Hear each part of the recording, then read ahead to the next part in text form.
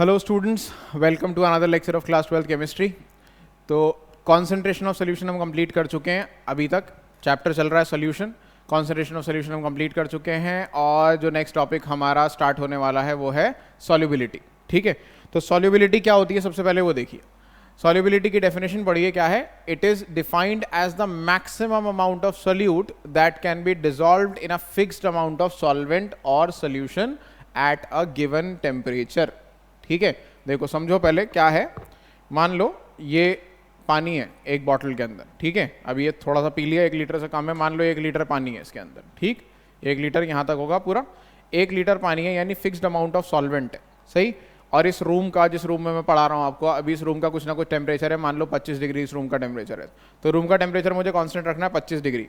इसमें sugar dissolve करना शुरू करता हूँ मैं। ठीक है, तो कितनी मैक्सिमम शुगर डिजॉल्व कर पाऊंगा इसी टेम्परेचर पर, उसको क्या बोलेंगे? Solubility of sugar in water. Salt dissolve करना चाहता हूं मैं। ठीक है, सेम कितना मैक्सिमम सॉल्ट डिजॉल्व कर सकता हूं इसी पर्टिकुलर टेम्परेचर पे। 25 डिग्री का जो रूम का टेम्परेचर है ये नहीं बदलना चाहिए, क्योंकि आपको पता है जैसे ही मैं पानी को गर्म करूंगा तो सॉल्युबिलिटी इंक्रीज हो जाएगी। आपने देखा है ना, चाय में चीनी जल्दी घुल जाती है, कोई भी गर्म लिक्विड होता है उसमें चीनी जल्दी घुल जाती है। गर्म दूध में जल्दी घुलती है, ठंडे दूध में देर में घुलती है। तो रीजन क्या है कि टेम्परेचर बढ़ाने से जो सॉलिड की सॉल्युबिलिटी बढ़ जाती है। अभी पढ़ेंगे उसे डिटेल में और ज़्यादा। सिमिलरली गैसेस के साथ है, तो इसी पर्टिकुलर टेम्परेचर पे कहते हैं ना डिजॉल्व्ड ऑक्सीजन होती है पानी के अंदर। ठीक है, तो कोई भी गैस भी डिजॉल्व कर सकते हैं, कोई लिक्विड भी। मान लो लेमन जूस डिजॉल्व करना चाहता हूं मैं इसके अंदर, लेमन निचोड़ रहा हूं मैं इसके अंदर, तो मैक्सिमम कितना लेमन इसके अंदर डिजॉल्व कर सकता हूं। ठीक है, तो उसे क्या बोलेंगे हम? Solubility of lemon in this water. तो एक फिक्स्ड अमाउंट ऑफ सॉल्वेंट में एक गिवन टेम्परेचर पे कितना मैक्सिमम सोल्यूट डाल सकते हैं उसको हम क्या बोलेंगे? सॉल्युबिलिटी। अब सॉल्युबिलिटी जो है, हम 3 टाइप की सॉल्युबिलिटी पढ़ेंगे इस पूरे चैप्टर में। ठीक है, कौन कौन सी सॉल्युबिलिटी पढ़ेंगे?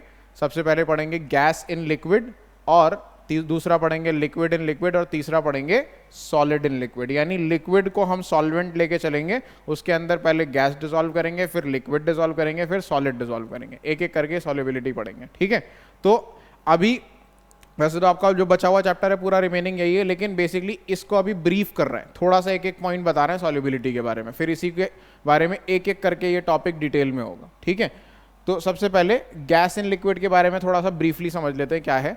सबसे पहली चीज क्या लिखी हुई है? Solubility increases with increase in pressure. मान लो ये कंटेनर बना रखा है मैंने। ठीक है, इस कंटेनर के अंदर इमेजिन करो मैं सोल्यूट के मॉलिक्यूल्स डाल रहा हूँ। ठीक है, इस कंटेनर के अंदर मैं गैस डिसॉल्व करना चाहता हूँ। ठीक है, तो मैंने क्या करा, यहाँ पर गैस डाली। ये गैस के मॉलिक्यूल्स हैं, ये जो मैं बना रहा हूँ ऊपर, इसको मान लो ये किसके मॉलिक्यूल्स हैं? गैस के मॉलिक्यूल्स हैं। ठीक है, ऊपर से मैं जितना प्रेशर लगाऊंगा, ऊपर से मैं जितना ज़्यादा प्रेशर लगाऊंगा, ये पिस्टन लगा हुआ है, इसे दबा सकते हैं नीचे, जितना ज़्यादा प्रेशर लगाऊंगा उतने ही ये गैस के मॉलिक्यूल इस लिक्विड के अंदर डिसॉल्व होना शुरू होंगे कि नहीं होंगे? ठीक है, जितना ज़्यादा ऊपर से प्रेशर लगाता जाऊंगा उतने ही ज़्यादा ये गैस के मॉलिक्यूल किस में होंगे? लिक्विड में डिसॉल्व होते जाएंगे। ठीक है, आप इसे ऐसे भी समझ सकते हो कि प्रेशर बढ़ाने से जो गैस है ये लिक्विफाई होना शुरू होगी और ये लिक्विड में डिसॉल्व होती जाएगी। तो solubility increases with increase in pressure. बहुत सिंपल लॉजिकल एक्सप्लेनेशन है। As we compress the gas, it turns the molecules come closer and it turns into liquid and thus its dissolution in the liquid also increases. ठीक है, now the next thing is solubility decreases with increase in temperature. ये point बड़ा important है भाई समझना। solubility decreases with increase in temperature। ऐसा क्यों होता है? टेम्परेचर बढ़ाने से सॉल्युबिलिटी डिक्रीज क्यों होती है गैस की? इसे ना 2 तरीके से समझ सकते हो। एक तो बहुत सिंपल सा एक्सप्लेनेशन है, ये लिक्विड पानी के अंदर डिसॉल्व्ड है। ठीक है, ये गैस इस लिक्विड में डिसॉल्व्ड है। ठीक है, या तुमने मान लो जो तुम सोडा वाटर पीते हो, सोडा वाटर, या फिर कोल्ड ड्रिंक ही मान लो। कोल्ड ड्रिंक के अंदर बेसिकली क्या होता है? फिज आता है ना कोल्ड ड्रिंक के अंदर। वो कोल्ड ड्रिंक में फिज किसकी वजह से आता है? कार्बन डाइऑक्साइड डिसॉल्व्ड होती है उसके अंदर। ठीक है, तो जैसे तुम टेम्परेचर बढ़ाओगे, टेम्परेचर बढ़ाने से जो पार्टिकल्स हैं लिक्विड में, जो गैस के पार्टिकल्स हैं, उनकी काइनेटिक एनर्जी बढ़ेगी। सारे ही पार्टिकल्स की काइनेटिक एनर्जी बढ़ेगी बेसिकली। तो काइनेटिक एनर्जी बढ़ने की वजह से क्या होगा? पार्टिकल्स फास्ट मूव करेंगे। फास्ट मूव करेंगे तो लिक्विड से निकल के बाहर भागेंगे बहुत जल्दी जल्दी। ठीक है, जैसे ये बॉटल है सिंपली, इसके अंदर अगर ये कोल्ड ड्रिंक की बॉटल है, इस लिक्विड के अंदर क्या डिसॉल्व्ड है? गैस डिसॉल्व्ड है। अगर मैं इसका टेम्परेचर बढ़ा देता हूँ, इसे हीट कर देता हूँ किसी तरीके से, अपने हाथ में ऐसे पकड़ के हीट कर देता हूँ, या किसी गर्म जगह पे रख देता हूँ, या किसी माइक्रोवेव ओवन में रख देता हूँ इसे हीट करने करने के लिए, तो क्या होगा, अंदर जो गैस डिजॉल्व्ड है उसके पार्टिकल्स की काइनेटिक एनर्जी बढ़ जाएगी, और काइनेटिक एनर्जी बढ़ने की वजह से वो क्या होगा, it will try to escape the liquid. ठीक है, ये तो सिंपल सी एक्सप्लेनेशन हुई, बट ये जो है एनसीईआरटी में नहीं लिखी हुई है, पता नहीं इस पर आपको मार्क्स मिलेंगे नहीं मिलेंगे। जो एनसीईआरटी की एक्सप्लेनेशन है वो बताता हूँ, वो भी लॉजिकल एक्सप्लेनेशन है, बस स्लाइटली थोड़ी सी आपको ली शैटले प्रिंसिपल उसके अंदर अप्लाई करना पड़ेगा। कैसे करेंगे देखिए, जो सॉल्युबिलिटी है ना, डिसोल्यूशन ऑफ गैस, जब गैस डिसॉल्व होती है लिक्विड के अंदर, वो एक एक्सोथर्मिक प्रोसेस होता है। क्यों? क्योंकि गैस के पार्टिकल भाग रहे हैं इधर उधर। ठीक है, इमेजिन करो बहुत तेज तेज भाग रहे हैं, उनके पास बहुत हाई एनर्जी है। जब वो लिक्विड में डिसॉल्व होते हैं तो वो उस एनर्जी को लूज कर देते हैं ना, because they will not be running. अब वो भाग नहीं पाएंगे बहुत तेज क्योंकि लिक्विड में डिसॉल्व हो गए, तो वो एनर्जी क्या करते हैं, जब वो डिसॉल्व होती है गैस लिक्विड में तो एनर्जी लूज करती है। तो डिसोल्यूशन एक एक्सोथर्मिक प्रोसेस है। ठीक है, तो सबसे पहली लाइन हम ये लिखेंगे, dissolution is an exothermic process. Dissolution of gas is an exothermic process. Exothermic process. अब एक्सोथर्मिक प्रोसेस जो होते हैं, गैस का डिसोल्यूशन अगर एक्सोथर्मिक प्रोसेस है तो टेम्परेचर बढ़ाने से एक्सोथर्मिक प्रोसेस स्लो डाउन होते हैं। क्योंकि एक्सोथर्मिक प्रोसेस क्या है, हीट रिलीज करना चाहता है। अगर वो हीट रिलीज करना चाहता है तो कैसे एनवायरनमेंट में हीट रिलीज कर पाएगा, कोल्ड एनवायरनमेंट में ही तो कर पाएगा। आप सोचो, बहुत सिंपल सा लॉजिक है, अगर ये आपको समझ में नहीं आता ना, लो टेम्परेचर हाई टेम्परेचर, तो इसका लॉजिक मैं बताता हूँ। चाय का कप है, गर्म चाय का कप है, उसे हीट रिलीज करनी है, ठंडा करना है चाय का, आपको क्या करोगे, उसे फ्रीजर में रख दोगे ना ठंडा करने के लिए। ठीक है, सोच के देखो, चाय का कप है, उसे ठंडा करना चाहते हो तो उसे फ्रीजर में रखोगे ना, यानी उससे हीट निकालना चाहते हो, एक्सोथर्मिक प्रोसेस कराना चाहते हो तो क्या करोगे, फ्रीजर में रखोगे।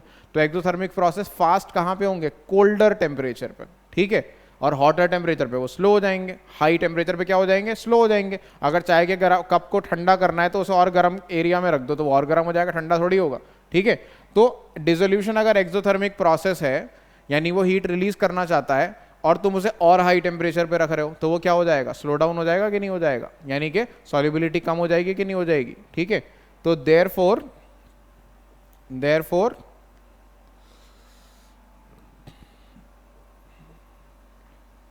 at high temperature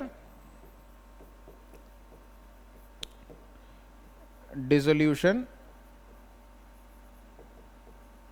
decreases।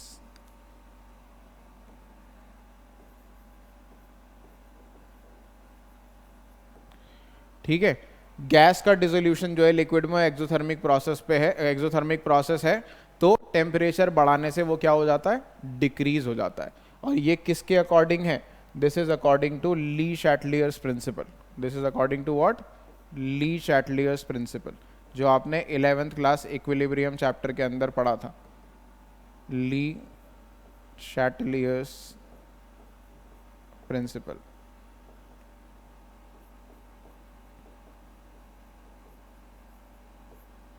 ठीक है, तो ली शैटलियर प्रिंसिपल ये क्या कहता है कि एक्सोथर्मिक प्रोसेस हाई टेम्परेचर पे स्लो डाउन हो जाते हैं।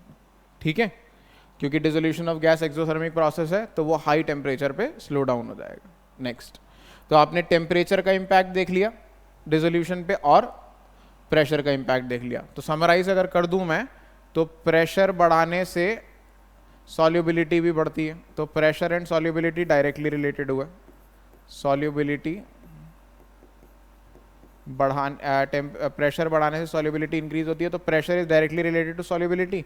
एंड टेम्परेचर बढ़ाने से सॉल्युबिलिटी डिक्रीज होती है, तो solubility is inversely related to temperature. Temperature बढ़ाओगे गैसेस का तो सॉल्युबिलिटी क्या होगी, डिक्रीज होगी। प्रेशर बढ़ाओगे तो इंक्रीज होगी। इन समरी ये याद रखना है आपको। ठीक है, अब मैं आ जाता हूँ किस पे, लिक्विड इन लिक्विड सॉल्युबिलिटी पे आ जाता हूँ। लिक्विड इन लिक्विड के अंदर pressure has no effect on solubility. क्यों, वाई? सिंपल सा लॉजिक सोचो, ये है लेट्स से सिंपल पानी, इसके अंदर मैं लेमन जूस डाल देता हूँ 1 ग्लास, या छोटा सा ग्लास लेमन जूस का भरता हूँ, इसके अंदर डाल देता हूँ, फिर ऊपर से प्रेशर लगाता हूँ, तो प्रेशर लगाने से क्या सॉल्युबिलिटी बढ़ जाएगी लेमन जूस की। लॉजिकल कॉमन सेंस वाले आंसर हैं इसके अंदर। ठीक है, इसमें कोई बहुत ज़्यादा केमिस्ट्री या साइंस नहीं लगनी। ठीक, अगर इसके अंदर मैंने लेमन जूस डाला, इस पर प्रेशर लगाऊंगा तो क्या सॉल्युबिलिटी बढ़ जाएगी, नहीं बढ़ेगी। शेक करूंगा तो वो डिसॉल्व जल्दी हो जाएगा बस, लेकिन प्रेशर लगाने से क्या होगा, क्यों कुछ नहीं होगा, क्योंकि दोनों लिक्विड है। जो मैंने लेमन जूस डाला वो भी लिक्विड है, ये भी लिक्विड है। लिक्विड कंप्रेस होते हैं, जब लिक्विड कंप्रेस ही नहीं होते तो सॉल्युबिलिटी बढ़ेगी कैसे? गैस की सॉल्युबिलिटी क्यों बढ़ रही थी? क्योंकि गैस कंप्रेस हो जाती, कंप्रेस आ जाएगी, पार्टिकल पास पास हो जाएंगे, लिक्विफाई हो जाएंगे और इसमें डिजोल्व हो जाएंगे। लेकिन लिक्विड तो कंप्रेस ही नहीं होते। जब लिक्विड कंप्रेस ही नहीं होते तो उनकी सॉल्युबिलिटी पे फर्क क्यों पड़ेगा प्रेशर लगाने से? ठीक है, तो इसका रीजन बिकॉज मतलब कंप्रेस ही नहीं होते ऐसा कहना मुझे गलत है, एक्चुअली नियरली इनकम्प्रेसिबल होते हैं, बहुत ही इतने कम कंप्रेस होते हैं कि उससे सॉल्युबिलिटी पे फर्क नहीं पड़ेगा, because liquids are nearly incompressible, nearly incompressible.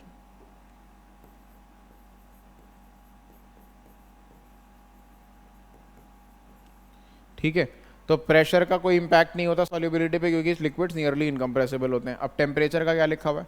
Solubility increases with increase in temperature. इसमें सिंपल सा लॉजिक है, क्योंकि इस केस में जब लिक्विड लिक्विड को आप डिजोल्व कर रहे हो, ये प्रोसेस जनरली एक्सोथर्मिक होता है, ठीक, सॉरी जनरली एंडोथर्मिक होता है। इस प्रोसेस के अंदर हीट एब्जॉर्ब होती है, तो जब आप टेम्परेचर बढ़ाते हो तो इसकी सॉल्युबिलिटी बढ़ जाती है। या फिर सिंपली ये बोलो कि पार्टिकल्स की काइनेटिक एनर्जी बढ़ जाती है, तो दे डिजोल्व या they intermix very quickly. Kinetic energy बढ़ जाएगी, तेज तेज भागने लगेंगे, तो एक दूसरे में जल्दी इंटरमिक्स होंगे। ठीक है, ऐसे भी लिख सकते हैं।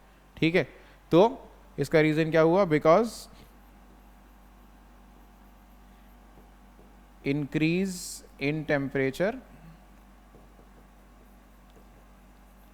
increases kinetic energy of the particles of the liquid molecules,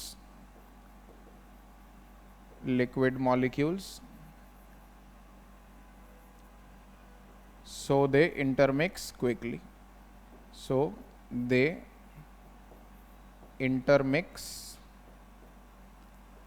quickly। ठीक है, दैट्स इट। तो ये हो गया solubility of liquids in gases. तो बेसिकली आप ये कह सकते हो इस केस में सॉल्युबिलिटी जो है वो टेम्परेचर से डायरेक्टली रिलेटेड है। Solubility is directly related to temperature. ठीक है, ये वाली चीज़ इसके अंदर याद रखना। तो इस केस में ये रिलेशनशिप बनाया मैंने, solubility is directly related to pressure and inversely related to temperature. और इस केस में क्या रिलेशनशिप बनाया? इस केस में ये बनाया कि solubility is directly related to temperature. ठीक है, हाँ।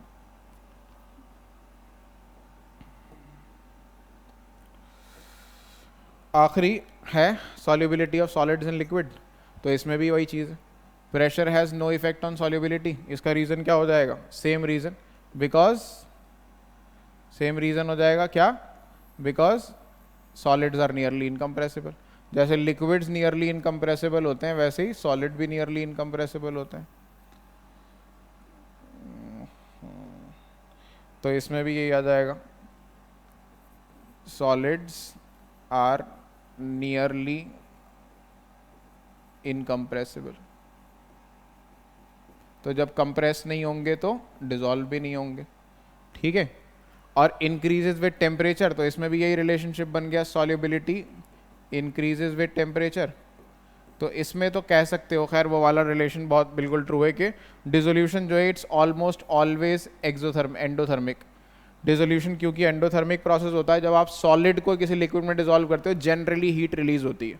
ठीक है, सॉरी जनरली हीट एब्जॉर्ब होती है, क्योंकि सॉलिड को लिक्विड में डिसॉल्व करना है आपको, तो सॉलिड जो है वो क्या करेगा? हीट को लेगा ब्रेक डाउन करने के लिए अपने पार्टिकल्स को। ठीक है, तो हीट एब्जॉर्ब करेगा, तो हाई टेम्परेचर की वजह से क्या होता है? वो जल्दी जल्दी सॉलिड के मॉलिक्यूल ब्रेक डाउन होते हैं, जल्दी जल्दी डिसॉल्व होते हैं। ठीक है, तो सॉलिड्स की सॉल्युबिलिटी जो है, सॉल्युबिलिटी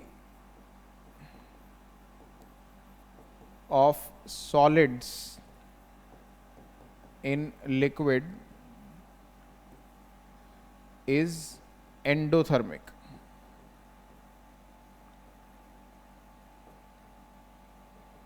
ठीक है, एंडोथर्मिक है, देयरफॉर इट इंक्रीजेस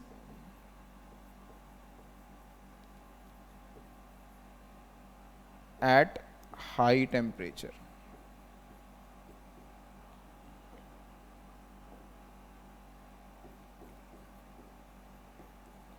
तो टेम्परेचर बढ़ाने से सॉल्युबिलिटी सॉलिड्स की लिक्विड में इंक्रीज हो जाती है। कि देखो शुगर को पानी में डालोगे तो आपने ऑब्जर्व भी किया है ना, शुगर को पानी में डालो, अगर गर्म कर दो तो गर्म पानी होता है तो क्या होता है, डिजॉल्व जल्दी होती है। ठंडा पानी होता है तो देर में होती है। क्यों? क्योंकि टेम्परेचर बढ़ाने से क्या होता है, शुगर के मॉलिक्यूल्स जल्दी ब्रेक अपार्ट होते हैं और जल्दी से डिजॉल्व होते हैं। क्यों? अगर इसे दूसरे तरीके ली शैटले प्रिंसिपल के हिसाब से देखो कि सॉलिड का जो डिसोल्यूशन है वो एक एंडोथर्मिक प्रोसेस है, it needs heat to break down the molecules. तो if you give it heat it will occur faster. ठीक है, ये ली शैटले प्रिंसिपल के अकॉर्डिंग एक्सप्लेन हो गया कि dissolution of solid is an endothermic process and therefore it occurs at higher temperature. ठीक है, तो आई होप यहाँ तक ये क्लियर है। तीनों टाइप की सॉल्युबिलिटी आई होप क्लियर है, gas in liquid, liquid in liquid and solid in liquid. क्या रिलेशनशिप याद रखना है कि सॉल्युबिलिटी इंक्रीज होती है प्रेशर के साथ और डिक्रीज होती है टेम्परेचर के साथ, गैसेस के केस में। लिक्विड के केस में प्रेशर का कोई इंपैक्ट नहीं होता, सॉलिड के केस में भी प्रेशर का कोई इंपैक्ट नहीं होता। टेम्परेचर के साथ दोनों सॉल्युबिलिटी बढ़ती हैं, सॉलिड की लिक्विड इन लिक्विड सॉल्युबिलिटी भी बढ़ती है टेम्परेचर बढ़ाने से, और सॉलिड इन लिक्विड सॉल्युबिलिटी भी बढ़ती है टेम्परेचर को बढ़ाने से। ठीक है, अब इसके बाद हम अगला जो लेक्चर है उसके अंदर हम कवर करेंगे ये gas in liquid, gas in liquid cover करेंगे, फिर उसके बाद लिक्विड इन लिक्विड कवर करेंगे, और फिर उसके बाद सॉलिड इन लिक्विड। अलग अलग ये तीनों टॉपिक्स अलग अलग लेक्चर्स के अंदर हम कवर करेंगे एक एक करके। ठीक है, गैस इन लिक्विड के अंदर आपको जो टॉपिक पढ़ना है वो है हेनरीज लॉ। नेक्स्ट लेक्चर में मैं स्टार्ट करूंगा इसे, हेनरीज लॉ। ठीक है, gas in liquid solubility pressure से कैसे इफेक्ट होती है वो समझाने के लिए हम हेनरीज लॉ यूज करेंगे। सिमिलरली लिक्विड इन लिक्विड को स्टडी करेंगे हम रॉल्ड्स लॉ की फॉर्म में। तो लिक्विड्स इन लिक्विड्स की सॉल्युबिलिटी स्टडी करेंगे रॉल्ड्स लॉ की फॉर्म में। इसके अंदर हम वेपर प्रेशर को डिस्कस करेंगे बेसिकली।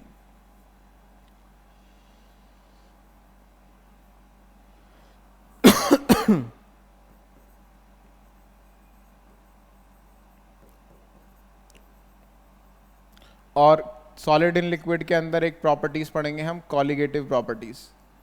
तो सॉलिड इन लिक्विड जब सॉल्युबिलिटीज करेंगे तो इसमें कॉलिगेटिव प्रॉपर्टीज का एक टॉपिक है, वो टॉपिक स्टडी करेंगे कि कैसे अलग अलग डिफरेंट प्रॉपर्टीज जो हैं सॉलिड के डालने से लिक्विड में चेंज होती हैं, उसका pressure, vapour pressure, boiling point, freezing point, osmotic pressure. ठीक है, तो बेसिकली ये तीन मेजर टॉपिक आपको अभी इस चैप्टर में स्टडी करने, हेनरीज लॉ, रॉल्ड्स लॉ और कॉलिगेटिव प्रॉपर्टीज। ठीक है, that is all for this lecture. Next lecture के अंदर हम हेनरीज लॉ से शुरुआत करते हैं, गैसेज इन लिक्विड सॉल्युबिलिटी से। ठीक, थैंक यू। प्रिपेयर करते रहिए। ठीक है, टॉपिक्स को ये जो पढ़ाए हैं इनको प्रिपेयर करते रहिए, कॉन्सेंट्रेशन ऑफ सोल्यूशन के न्यूमेरिकल करते रहिए। ये तो थ्योरी टॉपिक था। नेक्स्ट लेक्चर में जो कराऊंगा नोट्स अगर हो सके, देखो वीडियो देखने का मतलब ये नहीं होता कि अगर आप वीडियो के अंदर देख रहे हो तो बस आप देख रहे हो, आप देख लोगे वापस जाके, साथ के साथ नोट्स बनाते हुए चलो। ठीक है, अगर हाथ के हाथ लिखते हुए चलोगे नोट्स को, पॉज कर करके वीडियो को बीच में अगर आपको ज़रूरत पड़े तो उससे क्या होता है, जब आप लिखते हो कॉन्टीन्यूसली तो आपको साथ के साथ याद भी होता जाता है। ठीक है, it will take a little more time but it will be beneficial, trust me. Just watching the video you will, पहली बात तो ये है कि आप वीडियो देखते देखते सो जाओगे if you are not making notes. ठीक है, you need to keep making notes. All right, ठीक है, थैंक यू सो मच।